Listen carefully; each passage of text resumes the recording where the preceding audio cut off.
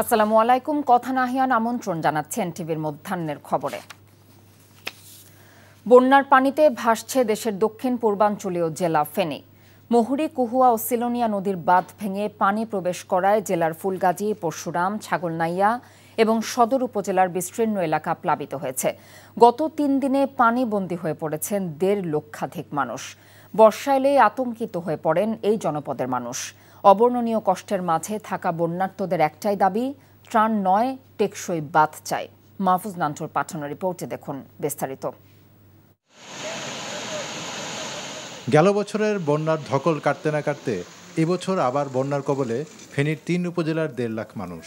কয়েকদিনে মুহুরী, সিলোনিয়া ও কুহুয়া নদীর বাঁধ ভেঙে প্লাবিত হয়েছে অন্তত ১০০ গ্রাম। দুর্ভোগে পড়েছেন ১.৫ লক্ষাধিক মানুষ। খোলা আকাশের নিচে আশ্রয়কেন্দ্রে, বাড়ির ছাদে ও সড়কে অবস্থান নিয়েছেন বন্যা দুর্গতরা। তাদের দাবি, বছর বছর বন্যার কবলে তারা পড়তে চায় না, ত্রাণ চায় না। তাদের একটাই চাওয়া, টেকসই বেড়ি বাঁধ। টেকসইভাবে বাঁধগুলো যদি বাঁধে তাহলে আমরা পানিতে ক্ষতিগ্রস্ত হব না। আমাদের ত্রাণের দরকার নেই, আমাদের চাই আমাদের সংস্কার হোক। বেড়িবাঁধগুলো দেওয়া হতো বা সুন্দরভাবে দেওয়া হইলে আপনার যে এই পানিটা আসতো না। দখল, দূষণ ও নাব্যের কারণে মুহুরী, সিলোনিয়া ও কুহুয়া নদীর বেড়ি বাঁধ ভেঙে জনপদ প্লাবিত হয়। গেল ৯ বছরে এই ৩টি নদীর ১৭৩টি স্থান দিয়ে বাঁধ ভেঙেছে। বর্তমানে একটি প্রকল্প হাতে নিয়েছে পানি উন্নয়ন বোর্ড। ৮,২০০ কোটি টাকার প্রকল্পটি একনেকে পাশ হলে টেকসই বন্যা নিয়ন্ত্রণ বাঁধ নির্মাণ করা সম্ভব বলে মনে করেন ফেনী পানি উন্নয়ন বোর্ডের এই কর্মকর্তা। নদীগুলি ভরাট হয়ে একবার শুরু হয়ে গেছে, যা পানি কনজিউম করতে পারে না, বিদায় এমন বন্যা হচ্ছে আর কি। যাহা এই প্রকল্পটা যদি আমরা পাশ করে নিয়ে আসতে পারি, টেকসই বেড়িবাঁধ করলে আমাদের বন্যা প্রতিরোধ হবে আর কি, ফেনীবাসীর বন্যা প্রতিরোধ করতে পারবে। বন্যার হাত থেকে রক্ষা পেতে টেকসই বাঁধ নির্মাণের জোর দাবি জানিয়েছেন ফেনীবাসী। NTV news desk. এদিকে বৃষ্টিপাত কিছুটা কমলেও নোয়াখালীতে সার্বিক বন্যা পরিস্থিতি অপরিবর্তিত রয়েছে। উজানের ঢল ও অব্যাহত বৃষ্টিতে তলিয়ে গেছে ৯ উপজেলার নিম্নাঞ্চল। পানিবন্দী প্রায় ৬৪,০০০ পরিবার। দুর্গতদের জন্য আশ্রয় কেন্দ্র খোলা হয়েছে ৪৬৬টি। এছাড়া কুমিল্লাতেও বৃষ্টিপাত অব্যাহত রয়েছে। বাড়ছে গোমতী নদীর পানি। প্লাবিত হয়েছে নদী তীরবর্তী অনেক এলাকা। সরকারি বেসরকারি উদ্যোগে ত্রাণ সরবরাহ করা হচ্ছে দুর্গতদের মাঝে, তবে অনেক স্থানে তা পৌঁছায়নি বলে অভিযোগ বানভাসীদের। মুহুরী নদীর পানিগুলা বন্যার আমাদের যে দুর্ভোগগুলো, কষ্ট এবং পানিগুলো ভরপুর থাকে, প্রশাসন লাইনে দৃষ্টিতে প্রশাসন আমাদেরকে দেখে না। বন্যা পরিস্থিতির খবর জানাতে নোয়াখালী থেকে সরাসরি যুক্ত হচ্ছেন সহকর্মী মাসুদ পারভেজ। মাসুদ, জেলার সার্বিক বন্যা পরিস্থিতি আপনি কেমন দেখছেন? দুর্গতদের অবস্থা সম্পর্কে আমাদের জানাবেন।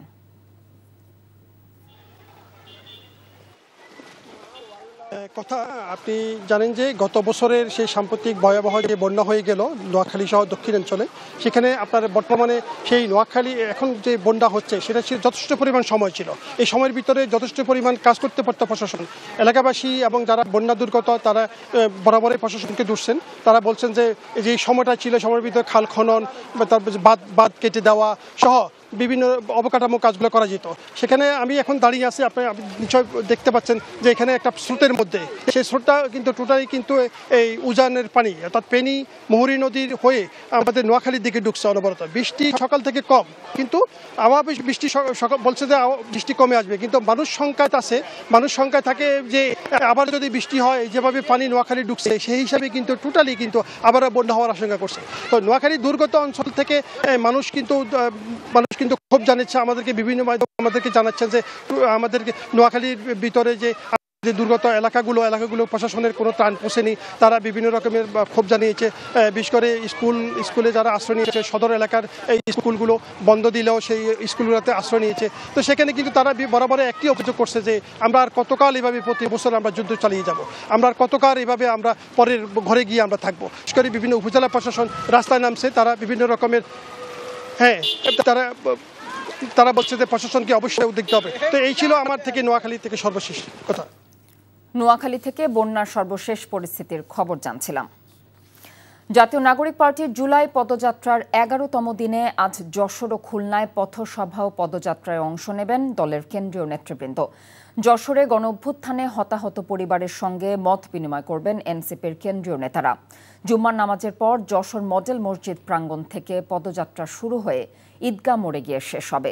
সেখানে অনুষ্ঠিত হবে পথসভা। এর আগে গতকাল মাগুরা ও নড়াইলে পদযাত্রা ও পথসভা করেন তারা। মাগুরায় পথসভায় এনসিপি প্রধান বলেন, নতুন বাংলাদেশ গড়তে হলে ফ্যাসিজমের সঙ্গে জড়িতদের বিচার করতে হবে। হুঁশিয়ারি করেন, বাংলাদেশে যে কোনো দেশের আগ্রাসন রুখে দেয়া হবে। এনসিপির আহ্বায়ক নাহিদ ইসলাম অভিযোগ করেন, জুলাই সনদ, দেশের মৌলিক সংস্কার ও নতুন সংবিধান নিয়ে টালবাহানা চলছে। এ ব্যাপারে সবাইকে সোচ্চার হওয়ার আহ্বান জানিয়েছেন তিনি। পরে নড়াইলে পদযাত্রা ও পথসভায় এনসিপির তরুণ নেতারা বলেন, বৈষম্যহীন সমৃদ্ধশালী গণতান্ত্রিক বাংলাদেশ গঠনের জন্যই গণঅভ্যুত্থান হয়েছিল। দেশ গড়ার সংগ্রামে সবার সহযোগিতা চেয়েছেন তারা। সপ্তাহান্তে বাজারে বেড়েছে সব ধরনের সবজির দাম, তবে অস্বাভাবিক দাম বেড়েছে কাঁচামরিচের। আর সপ্তাহ দুয়েক ধরে বাড়তে থাকা মিনিকেট চাল উচ্চ মূল্যে বিক্রি হচ্ছে।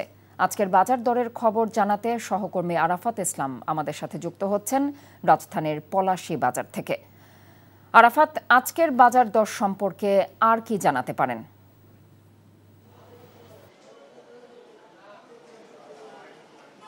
গত 3 দিনের টানা বৃষ্টিপাত এবং বন্যার প্রভাব পড়েছে কাঁচা বাজারে। আমরা দেখতে পাচ্ছি সপ্তাহের ব্যবধানে কাঁচা মরিচ কেজিতে প্রায় 200 টাকা পর্যন্ত বেড়েছে, যেটি কেজি 300 থেকে 320 টাকা কেজিতে কাঁচামরিচ বিক্রি হচ্ছে। এছাড়া বেগুন সহ বেশ কিছু সবজির দাম কেজি প্রতি প্রায় 10 থেকে 15 টাকা পর্যন্ত বেড়েছে। অপরদিকে যদি মুরগির কথা বলি, তাহলে আমরা দেখতে পাচ্ছি এটিও কেজিতে 10 টাকা পর্যন্ত বেড়েছে গত সপ্তাহের চেয়ে। ব্রয়লার মুরগি 170 টাকা কেজি এবং সোনালী মুরগি 300 টাকা কেজিতে বিক্রি হচ্ছে। দুটোর ক্ষেত্রে বিক্রেতারা যেমনটি বলছেন যে বন্যার একটি প্রভাব রয়েছে, বৃষ্টির কারণে অনেক ক্ষেতের ফসল সেগুলো ডুবে গেছে। এছাড়া মুরগির ক্ষেত্রে যেমনটি বলছেন অনেক খামার বন্ধ হয়ে গেছে, সরবরাহের ক্ষেত্রে একটি প্রভাব পড়েছে। অপরদিকে যদি বলি, চালের বাজারের যে অস্থিতিশীল পরিস্থিতি সেটি কিন্তু ক্রমাগত বৃদ্ধিই পাচ্ছে। দাম কমার প্রবণতা নেই, উল্টো বাড়ছে। গত সপ্তাহে চেয়ে এই সপ্তাহে আমরা যেটি জানতে পেরেছি, মিনিকেট এবং নাজির শাল চাল সহ কিন্তু কেজিতে প্রায় 2 থেকে 3 টাকা পর্যন্ত বেড়েছে। এছাড়া যদি মাছের বাজারের ক্ষেত্রে বলি, 1 কেজি ওজনের ইলিশ কিনতে গুনতে হচ্ছে 2500 টাকা। সব মিলে ভোক্তারা যেটি বলছেন, তাদের একটি নাভিশ্বাস যে ছিল সেটি কিন্তু ক্রমাগত বাড়ছে। তারা এক্ষেত্রে সরকারের কঠোর নজরদারি এবং মনিটরিং ব্যবস্থা জোরদারের কথা বলছেন।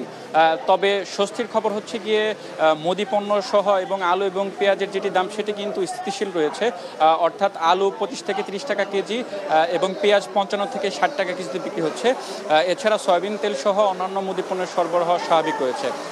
এখন পর্যন্ত এই ছিল আমার কাছে সাপ্তাহিক ছুটির দিনের বাজার দরের সর্বশেষ আপডেট। জানছিলাম নিত্য পণ্যের দরদামের খবর।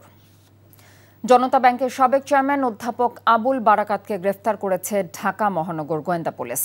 বৃহস্পতিবার রাতে ধানমন্ডির থেকে তাকে দুদকের অর্থ আত্মসাৎ বিষয়ক একটি মামলায় গ্রেফতার করা হয়েছে বলে জানিয়েছেন পুলিশের গোয়েন্দা শাখার যুগ্ম কমিশনার নাসিরুল ইসলাম। তাকে বর্তমানে ডিবি কার্যালয়ে রাখা হয়েছে। গ্রেফতারকৃত আবুল বারাকাত ঢাকা বিশ্ববিদ্যালয়ের অর্থনীতি বিভাগের শিক্ষক ছিলেন। জনতা ব্যাংকের চেয়ারম্যানের দায়িত্বে থাকাকালে তার বিরুদ্ধে অ্যাননটেক্স গ্রুপের নামে 287 কোটি টাকা আত্মসাতের অভিযোগ রয়েছে। একই অভিযোগে বাংলাদেশ ব্যাংকের সাবেক গভর্নর আতিউর রহমান সহ 27 জনের বিরুদ্ধে মামলা করে দুর্নীতি দমন কমিশন দুদক। ক্যাম্পাসে রাজনীতি চর্চার প্রতিবাদে বিক্ষোভ কর্মসূচি পালন করেছে চট্টগ্রাম প্রকৌশল ও প্রযুক্তি বিশ্ববিদ্যালয়ের শিক্ষার্থীরা। বৃহস্পতিবার মধ্যরাতে হঠাৎ করে প্রতিবাদ ও বিক্ষোভ শুরু করে শিক্ষার্থীরা। ভারী বৃষ্টি উপেক্ষা করে ক্যাম্পাসে রাজনীতির বিরুদ্ধে স্লোগান দেয় তারা। এ সময় ছাত্র দলের বিরুদ্ধেও বিক্ষোভ করে ছাত্ররা। এর আগে গত বছরের 7 অগস্ট চুয়েটের 136তম সিন্ডিকেট সভায় ছাত্র শিক্ষক কর্মকর্তা কর্মচারীদের ক্যাম্পাসে রাজনীতি নিষিদ্ধ করা হয়েছিল। গতকাল কেন্দ্র থেকে চুয়েট ছাত্র দলের কমিটি ঘোষণার খবরে শিক্ষার্থীরা বিক্ষোভ প্রদর্শন করে। ঢাকা সিলেট মহাসড়কের ব্রাহ্মণবাড়িয়া অংশে 25 কিলোমিটার দীর্ঘ যানজট সৃষ্টি হয়েছে। এতে দুর্ভোগে পড়েছেন যাত্রীরা। জেলার আশুগঞ্জ গোল চত্বর থেকে সরাইল বিশ্বরোড কুট্টাপাড়া মোড় হয়ে বিজয়নগরের রামপুর পর্যন্ত এই যানজট। হাইওয়ে পুলিশ জানায়, মহাসড়কে 4 লেনের কাজের কারণে সড়ক সরু হয়ে গেছে। পাশাপাশি আশুগঞ্জ বিশ্বরোড মোড়ে তৈরি হয়েছে বড় বড় গর্ত, যেখানে গাড়ি এসে 70 কিলোমিটার গতি থেকে কমে 5 কিলোমিটারে নামতে বাধ্য হচ্ছে। একটি ট্রাককে একটি মোড় পার হতে লাগছে প্রায় 20 মিনিট। দুঃসময় কাটিয়ে অনেকটাই ইতিবাচক ধারায় দেশের পুঁজিবাজার। গত 4 কার্যদিবসে বেশিরভাগ শেয়ারের দাম বেড়ে সূচক 5,000 পয়েন্ট ছাড়িয়েছে। এমন ধারাবাহিক উত্থানে লোকসান কাটিয়ে আবারও মুনাফার প্রত্যাশায় সক্রিয় হচ্ছেন বিনিয়োগকারীরাও। মূল্যস্ফীতি কমার পাশাপাশি রিজার্ভ বৃদ্ধি এবং অর্থনৈতিক স্থিতিশীলতা বাজার ঘুরে দাঁড়ানোর কারণ হিসেবে দেখছেন বিশ্লেষকরা। সেলিম মালিকের রিপোর্ট। স্বৈর সরকার পতনের পর 6,000 পয়েন্টে থাকা পুঁজিবাজারের ধস কোনোভাবেই ঠেকানো যাচ্ছিল না। গত 28 মে ঢাকা স্টক এক্সচেঞ্জ ডিএসসি সূচক নেমে দাঁড়ায় 4,615 পয়েন্টে। এমন বাস্তবতায় নড়েচড়ে বসেন প্রধান উপদেষ্টাও। সংকট উত্তরণে নিয়ন্ত্রক সংস্থা বিসেক, অর্থ মন্ত্রণালয় এবং বাংলাদেশ ব্যাংককে নির্দেশনা দেন। এরপর থেকেই একটু একটু করে ঘুরে দাঁড়াতে থাকে পুঁজিবাজার। গেল 2 সপ্তাহে ঘটে বড় উত্থান। 2.5 মাসের মাথায় ডিএসসির সূচক ছাড়ায় 5,000 পয়েন্ট। গত বৃহস্পতিবার পর্যন্ত সূচক দাঁড়িয়েছে 5,068 পয়েন্টে। আস্থার সংকটের কারণে বাজারটা এতদিন নিম্নমুখী ছিল। সেই নির্বাচনী রোডম্যাপের কারণে সম্ভাবনা খুঁজে পাচ্ছে। মূল্যস্ফীতি কমে যাচ্ছে, আপনার বাংলাদেশ ব্যাংকের রিজার্ভ বেড়ে গেছে, তারপরে আপনার নির্বাচনে একটা সুবাতাস চলে আসছে, তারপর আপনার নিয়ন্ত্রণ সংস্থা প্রত্যেকের সাথে বসছে। সন্তুষ্ট বলা এখনই যাবে না, মানে বাজারটা পজিটিভ দিকে টার্ন নিচ্ছে, এতটুকুই আমরা বুঝি বা বুঝতে পারি।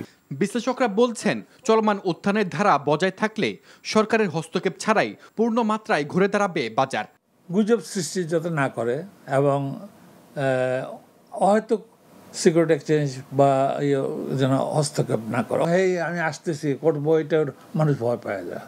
তাই সালে টাকা দিয়ে ব্যবসা করতে যাব, করতে যাব কেন, হয়তো ঝামেলা নেব। তবে একটি টেকসই পুঁজিবাজার গড়ে তুলতে জরুরি মানসম্মত শেয়ার। এর জন্য দেশের ভালো কোম্পানিগুলোকে বাজারে আনতে আমলাতান্ত্রিক জটিলতা নিরসনের আহ্বান জানান তারা। আজকে যদি একটা আইপিও দেন তাহলে এই আইপিওটা আস্তে আস্তে 1-1.5 বছর লেগে যায়। সব কাজ করে আইপিওটা লিস্টিং পর্যন্ত 1 মাসের ভিতরে হয়ে যাবে। হ্যাঁ, তাহলে পরে ভালো কোম্পানিরা আসতে সুযোগ পাবে। এছাড়া নিয়ন্ত্রক সংস্থা বিসেক, জাতীয় রাজস্ব বোর্ড এবং বাংলাদেশ ব্যাংক যৌথ উদ্যোগ নিলে বাজারে বিদেশি বিনিয়োগ টানাও সম্ভব বলে মনে করেন খাত সংশ্লিষ্টরা। ডলার মোটামুটি যদি স্টেবল হয়ে যায় তাহলে বিদেশি ফান্ডও আসবে। পলিসি।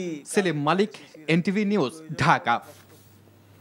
বিশ্ব জনসংখ্যা দিবস আজ। পরিসংখ্যান ব্যুরোর তথ্যানুসারে বাংলাদেশের মোট জনসংখ্যা প্রায় 17 কোটি, যদিও জাতিসংঘের হিসেবে এ সংখ্যা 20 কোটির বেশি। তবে বিশাল এই সংখ্যাই হতে পারে সম্ভাবনা। দেশের জনসংখ্যার অর্ধেকের বেশি মানুষ কর্মক্ষম। তরুণদের দক্ষতা অর্জন নিশ্চিত করতে পারলে দেশের অর্থনৈতিক প্রবৃদ্ধির পাশাপাশি বেকারত্ব কমে আসতে পারে বলছেন বিশেষজ্ঞরা। নাজিবুর রহমানের রিপোর্ট। রাজধানী ঢাকায় সরকারি হিসেবে 1 কোটি মানুষের বসবাস, যা বেসরকারি হিসেবে 2 কোটিরও বেশি।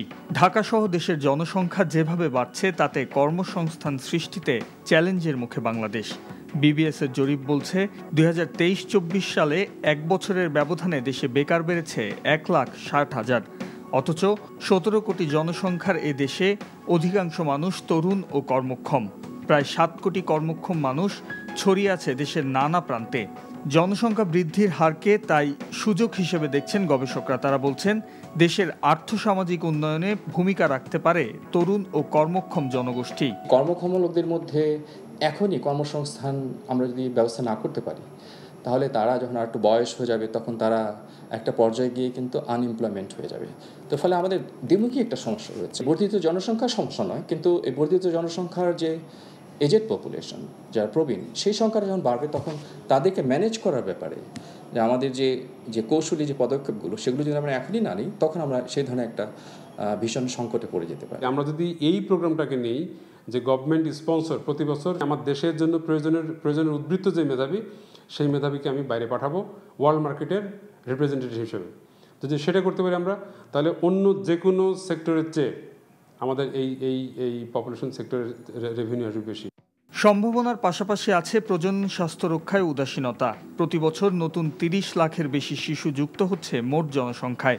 জাতিসংঘের জনসংখ্যা তহবিলে সবশেষ প্রকাশিত তথ্যে দেখা যায়, সন্তান জন্ম দেওয়ার ক্ষেত্রে পারিপার্শ্বিক চাপ, অর্থনৈতিক অনিশ্চয়তার কারণে সঠিক সিদ্ধান্ত নিতে পারেন না 77% নারী। বাল্যবিবাহ, গর্ভধারণের সীমিত সুযোগ ও তরুণদের সিদ্ধান্ত নেওয়ার স্বাধীনতার অভাব, কৈশোরকালীন জন্মহার বেশি হওয়ার কারণ বলছেন অনেকে। আমাদের মাঠ পর্যায়ে কোনো কন্ট্রাসেপশন নাই, হ্যাঁ, আমাদের কোনো সেবা নাই, তাহলে আমাদের আশু জরুরি যে আমরা যে প্রতিশ্রুতি করেছি যে আমরা সবার দোরগোড়ায় প্রজনন স্বাস্থ্যসেবা নিয়ে যাবে, সেটা বাস্তবায়ন করতে হবে, তরুণদেরকে সচেতন করতে হবে এবং অভিভাবকদেরকেও সচেতন করতে হবে।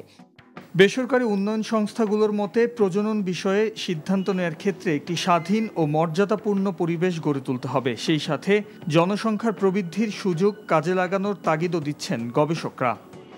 Najibur Rahman, NTV news, Dhaka. এ ছিল এনটিভির মধ্যাহ্নের খবরে। এই খবরের ভিডিও সহ আপডেট জানতে ভিজিট করুন এনটিভি অনলাইন www.ntvbd.com। এছাড়াও এনটিভির জনপ্রিয় সব অনুষ্ঠান এবং খবরের আপডেট জানতে ভিজিট করুন আমাদের ইউটিউব এবং ভেরিফাইড ফেসবুক পেজ। দুপুরের খবর দেখার আমন্ত্রণ রইল। ধন্যবাদ সবাইকে।